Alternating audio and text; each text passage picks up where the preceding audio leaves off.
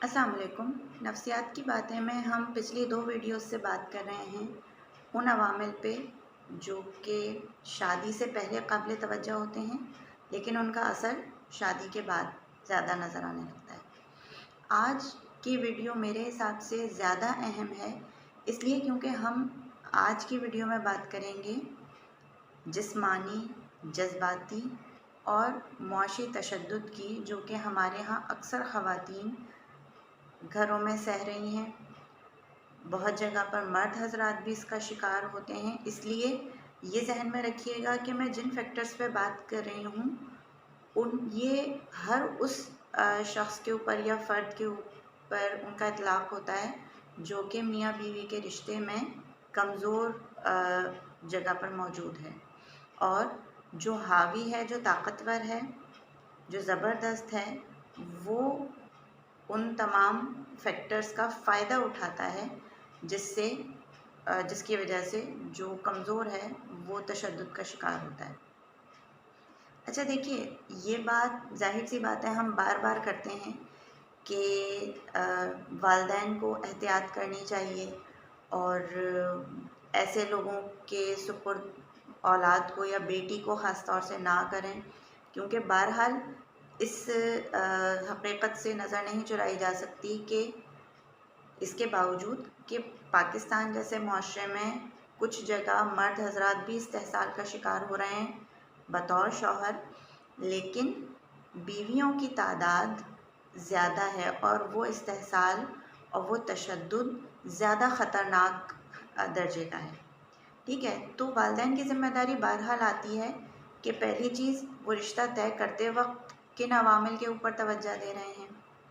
क्या उन्होंने ये देखा कि जिस शख्स से बेटी की शादी हो रही है वो किसी नफ्सियाती मसले का शिकार ना हो, वो मुजरिमाना रुझानात ना रखता हो, वो बेटी की बुनियादी ज़रूरियात पूरी कर भी रहा है या नहीं कर रहा है। इसलिए क्योंकि हमारे मुआशरे में एक चीज़ जो सबसे ज़्यादा बेहतर समझी जाती है वो ये कि लड़की ख़ुद नहीं कमाएगी और उसका ख़र्चा शौहर उठाएगा, और उसके बावजूद जब निकाहनामा तैयार किया जाता है तो ऐसी कोई शक रखने की ज़रूरत महसूस नहीं की जाती जिससे लड़की को मुआशी तहफ़्फ़ुज़ हासिल हो। बहुत कम वालिदैन होते हैं जो कि इस चीज़ के ऊपर तवज्जो देते हैं और बेटी को मुआशी प्रोटेक्शन फ़राहम करने की कोशिश करते हैं, लेकिन उसमें भी उनकी गलती ये हो जाती है कि वो या तो ख़ुद बहुत कुछ दे देते हैं बेटी को और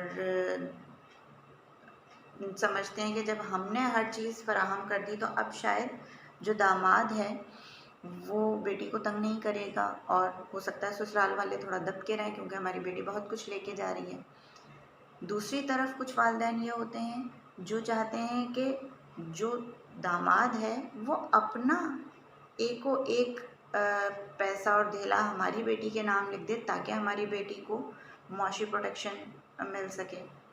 ठीक है, देखिए, सिर्फ मादी सपोर्ट बेटी को प्रोटेक्शन नहीं फ़राहम कर सकती जब तक वालिदैन जज्बाती तौर पर हर वक्त उसके साथ मौजूद ना हो, जब तक उसे ख़ुद अपनी हिफाजत करनी ना आती हो जज्बाती मसाइल में, जिस्मानी तशद्दुद के ख़िलाफ़ और मुआशी हवाले से।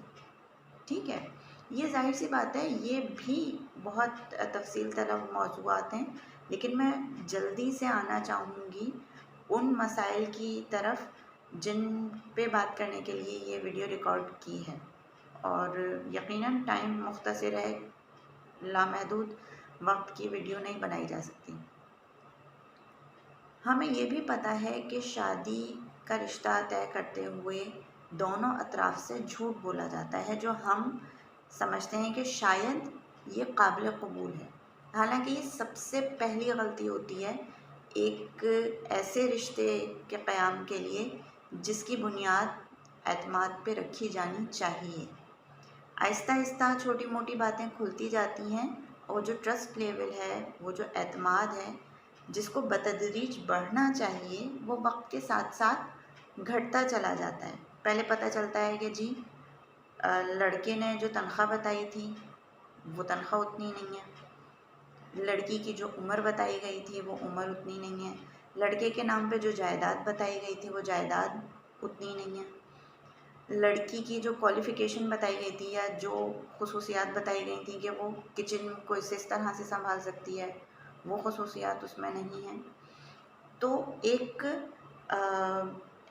ऐसे सीवी पेश की जाती है एक दूसरे को, जो कि हकीकत में कहीं पर भी वजूद नहीं रखती, यानी उस सीवी का हामिल इंसान कहीं मौजूद नहीं है। और जो हकीकत में जो लोग मौजूद हैं, उनकी जो खसूसियात हैं, उनको मानने के लिए फ़रीक़ैन तैयार नहीं हैं। तो ये तो वो छोटे मोटे मसाइल हैं जो कि हमारे यहाँ तकरीबन हर रिश्ते में आते हैं, और हमने ये मान लिया है कि ये तो आएंगे, लेकिन ये नहीं आने चाहिए। और यही वो बुनियादी वजह है जिसकी वजह से बहुत सारे मसाइल पैदा होते हैं। लेकिन ज़्यादा अहम मसला क्या है? शादियों में आने वाला ज़्यादा अहम मसला है ऐसे फ़र्द से पाला पड़ जाना जो किसी शदीद किस्म की नफ्सियाती मसले का शिकार हो या मुजरिमाना रुझानात रखता हो। ऐसे अफराद, अगर आप उनके चुंगल में फंस गए हैं और वालिदैन नहीं पहचान सके कि ये बंदा इतनी मनफी तबीयत का हामिल होगा, या अगर पसंद की शादी है तो आपको एहसास नहीं हो पाया कि ये बंदा इतना पुरतशद्दुद है या इतना हद का जज्बाती तशद्दुद कर सकता है, तो इसमें धोखा खाने वाले की गलती नहीं होती। ये बुनियादी तौर पर मुजरिम की प्लानिंग होती है, और बहुत बारीक बीनी से की गई प्लानिंग होती है, जिसकी बुनियाद पर एक आम इंसान नहीं समझ पाता कि उसको किस किस्म के अल्फाज का जाल बुन के और उसको ट्रैप किया जा रहा है। ठीक है, तशद्दुद किया जाता है, उसके बाद माफ़ी मांगी जाती है, और फिर कहा जाता है कि मुझसे गलती हो गई, मुझसे गुस्सा कंट्रोल नहीं होता, या इसके अलावा मुख्तलिफ़ तरीक़े से जज्बाती ब्लैकमेल किया जाए कि ये सब कुछ जो हो रहा है, जो मसाइल आ रहे हैं, जो मैं तुम पे सख्ती कर रहा हूँ या कर रही हूँ, या तुम्हारे हवाले से मेरा रवैया ये है, इसकी वजह तो तुम्हारा ही अपना मनफी रवैया है। तो पहली चीज़ कि दूसरे बंदे के गलत रवैये के कसूरवार आप नहीं हैं। अगर वो आपको किसी के रवैये से तकलीफ़ पहुंच रही है और शदीद ज़हनी और जिस्मानी अज़ियत है, तो आपका ही अपना रवैया उसका एक्सक्यूज़ नहीं है। किसी को यह हक़ हासिल नहीं है कि आपकी किसी गलती की वजह से आपके ऊपर तशद्दुद करे या आपको जज्बाती तशद्दुद का निशाना बनाए, ना जिस्मानी, ना जज्बाती, ना मुआशी। यानी किसी को ये हक़ नहीं है कि आपने अगर कोई गलती की है तो आपका खाना पानी रोके या आपकी बुनियादी सहूलियात में कमी करे। ठीक है, तो ये पहली चीज़। दूसरी चीज़ ये कि जैसे ही इन मसाइल का पता चलना शुरू हो गया, अब जो फ़रीक़ है जो इन तमाम मसलों में मौजूद है, उसके लिए ज़रूरी है कि पहले तो वो इस मसलों को, इन अलामात को संजीदगी से ले। जितना ज़्यादा इग्नोर किया जाएगा उतना ज़्यादा मसला बढ़ेगा। ये जहन में रखें कि ये मैं बात आम अज़दवाजी ताल्लुक़ की नहीं कह रही, मैं बात कर रही हूँ ऐसे ताल्लुक़ की जहाँ पर शदीद किस्म का जिस्मानी, नफ्सियाती, मुआशी या जिनसी तशद्दुद हो रहा हो।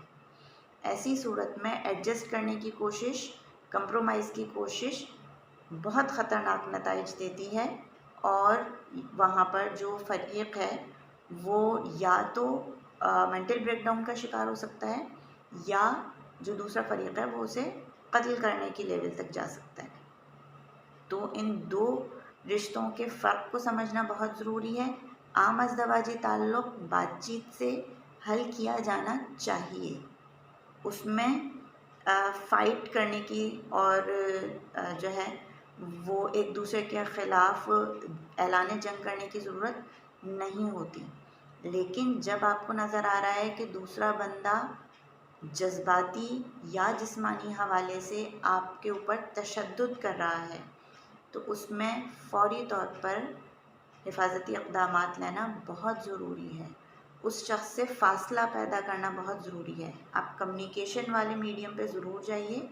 अगर आप चाहते हैं कि वो बंदा अपने मसाइल हल करे, तो बातचीत की तरफ जाइए, घर वालों को शामिल कीजिए, लेकिन उससे पहले अपनी हिफाजत का बंदोबस्त कीजिए। ठीक है, तो ये चीज़ें बहुत ज़रूरी होती हैं ताकि जो शादीशुदा ज़िंदगी है वो खुशगवार अंदाज में आगे बढ़ सके और कोई एक बंदा उस रिश्ते को निभाने के लिए अपनी नफ्सियाती सेहत या अपनी जान दांव पर ना लगा दे। मेरी कोशिश होगी कि इससे अगली वीडियो इस मौजू की आखिरी वीडियो हो। मेरा इरादा था कि मैं इसी में सारे अहम नुकात सम अप कर दूं, लेकिन बहरहाल ये मौजू इतना बड़ा है कि शायद हर एक वीडियो के साथ लोगों के सवालात और राय के बाद मज़ीद नई बातें सामने आएँ और मज़ीद उस पर बात करने की ज़रूरत पड़े। लेकिन इसके बाद की अगली जितनी भी वीडियो होंगी कुछ वो किसी और मौजू पे होंगी, और अगर दोबारा हमें शादी के मौजू पे बात करने की ज़रूरत पड़ी तो हम कुछ गैप के साथ बात करेंगे। तो आपका इस हवाले से कोई भी सवाल हो आप कमेंट्स में लिख सकते हैं। इस वीडियो को शेयर कर सकते हैं ताकि ये बात ज़्यादा से ज़्यादा लोगों तक पहुँचे, और चैनल को सब्सक्राइब करें ताकि आपको हर नई आने वाली वीडियो ज़रूर मिले। शुक्रिया।